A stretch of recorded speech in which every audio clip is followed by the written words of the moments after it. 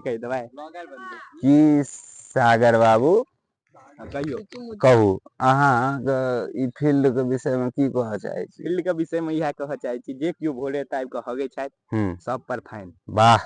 Field घिनबै छथि ओहि दिन हमसब कते बजे राइतो के देखै छियनि कए गोटे के कहै छियनि तो सब ई कहै छथिन जे मतलब फील्ड सरकारी नहीं छै ई ओ से पहले फील्ड का सफाई रखवा के चाही। सरकारी नहीं छै तहन फिर 10 लाख के निकासी केना मनरेगा से मनीगाछी ब्लॉक से भ गेलै और बहुत सारा विषय छै। पहले फील्ड का सफाई जरूरी छै आ लगातार सफाई के लेल तो हम त कचरा तोरे सबसे हम अपनो बिछै छलहुँ सबके बिछबबै छलिए लेकिन लगातार साफ सफाई के नाम पर लाखों रुपया के जे खर्च भ रहल छै ई तो बड़ा खराब विषय छै। अहीं सब करबै ना मीडिया में बहुते पावर छै अहीं सब देखेबै तखने हेतै।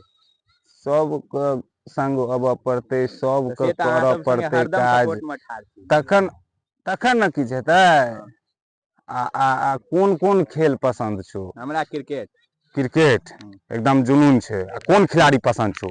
विराट कोहली। विराट कोहली सबके एतऽ विराट कोहली पसंद छै और विराट कोहली के फैन है आ ई सागर है विराट कोहली के फैन है विराट कोहली के और मिथिला में लाखों विराट कोहली छै बस एकटा सुंदर सन क्रिकेट स्टेडियम भ जाए आ एहि गांव में एकटा ई ग्राउंड के एहन सुंदर बनायल जाए जैसे प्रदेश स्तरीय क्रिकेट टूर्नामेंट एहि जगह पर भ जाए आ लाखों युवा जे विराट कोहली बनऽ के सपना लऽ के जे आए ओ युवा के कम से कम एकटा उचित प्लेटफॉर्म भेटे और वो अपना लाइफ में आगाँ बढ़ि सके।